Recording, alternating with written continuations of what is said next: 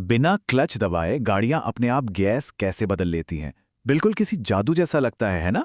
लेकिन दरअसल ये कोई जादू नहीं, बल्कि कमाल की इंजीनियरिंग है। तो चलिए, आज के इस चर्चा में ऑटोमेटिक ट्रांसमिशंस के अंदर छुपे इन्हीं मैकेनिक्स से पर्दा उठाते हैं और समझते हैं इस पूरे प्रोसेस को।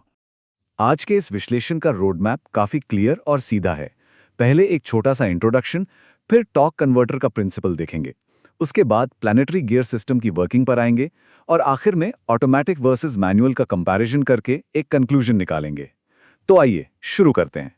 शुरुआत एक बेसिक डेफिनेशन से करते हैं।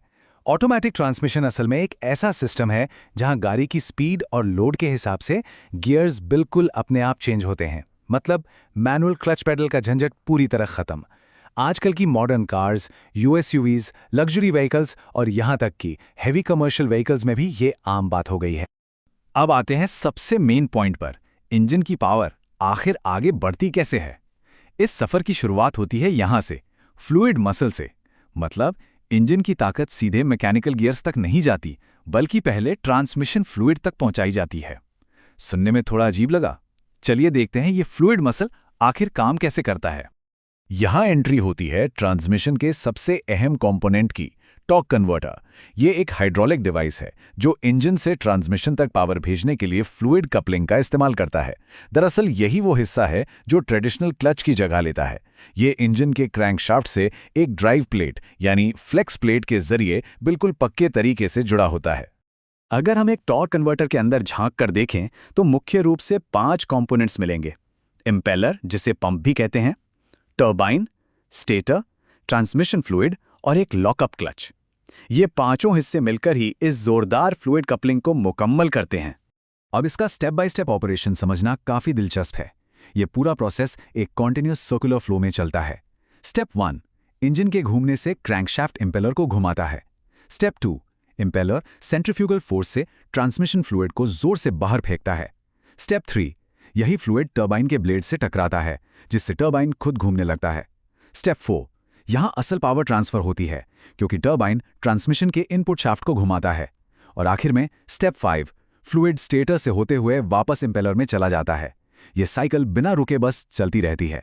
लेकिन सबसे कमाल की बात तो यहां होती है, एक जादू जिसे टॉर्क मल्टीप्लिकेशन कहते हैं।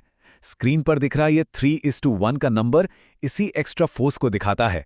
लो स्पीड पर जब गाड़ी शुरू होती है तो स्टेटर फ्लूइड की आने वाली डायरेक्शन को कुछ इस तरह बदलता है कि एक्स्ट्रा फोर्स बनने लगती है। इससे इंजन का टॉर्क 2 गुना या 3 गुना तक मल्टीप्लाई हो जाता है, और यही इस डिवाइस की सबसे बड़ी ताकत है। पर ठहरिए, फ्लूइड कपलिंग में एक छोटी सी प्रॉब्लम भी है। नॉर्मल टॉर्क कन्वर्टर्स में हाई स्पीड पर आकर फ्लूइड स्लिप होने लगता है, जिसकी वजह से फ्यूल एफिशिएंसी पर काफी बुरा असर पड़ता है। इसका सॉल्यूशन क्या है? एक ब्रिलियंट इंजीनियरिंग दिमाग लगाया गया और आया लॉकअप कन्वर्टर। यह हाई स्पीड्स पर इंजन और ट्रांसमिशन को फिजिकली और मैकेनिकली एक साथ लॉक कर देता है। इस मैकेनिकल कनेक्शन से स्लिप खत्म होती है, हीट कम बनती है और गाड़ी की इकोनॉमी बेहतर हो जाती है। तो चलिए, फ्लूइड मसल से पावर तो ट्रांसमिशन तक आ गई, लेकिन यहां एक और बड़ा सवाल खड़ा होता है।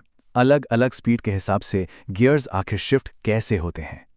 चलिए फ्लूइड डायनामिक्स की इस दुनिया से थोड़ा आगे बढ़ते हैं और ट्रांसमिशन के उस मैकेनिकल दिमाग को समझते हैं।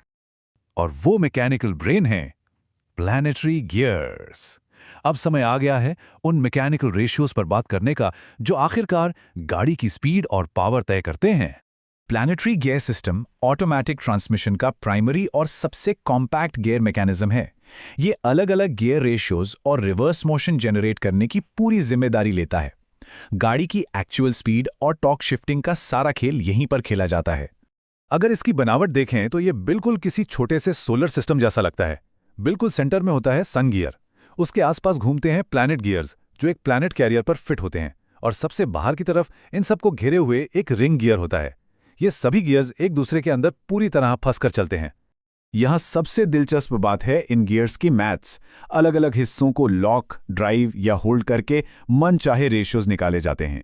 जैसे अगर लो गियर चाहिए तो रिंग गियर को फिक्स कर दिया जाता है और सन गियर से पावर दी जाती है, जिससे मिलता है हाई टॉर्क और लो स्पीड। हाई गियर के लिए सन और रिंग दोनों को एक साथ घुमाया जाता है, जिससे डायरेक्ट ड्राइव मिलती है। और रिवर्स करने का तरीका भी सिंपल है, बस एक अलग मेंबर को फिक्स कीजिए और घूमने की डायरेक्शन ही उल्टी हो जाएगी। काफी स्मार्ट है ना? लेकिन सोचिए, बिल्कुल ठीक सही वक्त पर इन गियर्स को पकड़ने और छोड़ने का ये मुश्किल काम आखिर करता कौन है? ये काम क्लचेस का होता है। इन ट्रांसमिशंस में मल्टीपल फ्रिक्शन प्लेट्स वाले मल्टी प्लेट क्लचेस और फ्लूइड प्रेशर से चलने वाले हाइड्रोलिक क्लचेस का इस्तेमाल होता है। एक वैल्व बॉडी होती है जो हाइड्रोलिक प्रेशर को कंट्रोल करती है और किसी अदृश्य हाथ की तरह बिल्कुल परफेक्ट टाइमिंग पर इन प्लैनेटरी गियर्स को एंगेज और डिसएंगेज करके शिफ्ट्स मुकम्मल करती है। अब हर इंजीनियरिंग मार्वल के कुछ फायदे और नुकसान तो होते ही हैं। प्लैनेटरी सिस्टम का सबसे बड़ा फायदा यह है कि ये काफी कॉम्पैक्ट है। एक ही सेट से मल्टीपल गियर रेशियोज मिल जाते हैं, शिफ्टिंग लाजवाब स्मूथ होती है और एफिशिएंसी बढ़िया रहती है। पर दूसरी तरफ इसकी मैकेनिज्म हद से ज्यादा कॉम्प्लेक्स होती है। ये एक्सपेंसिव है और इसकी रिपेयर करना बिल्कुल भी आसान काम नहीं है। खैर, अब इन मैकेनिकल पुर्जों से थोड़ा बाहर निकलकर सड़क पर आते हैं। यहां हम ड्राइविंग के रोजमर्रा तजुर्बे की बात करेंगे, यानी ऑटोमेटिक और मैनुअल ट्रांसमिशंस का एक डायरेक्ट कंपैरिजन।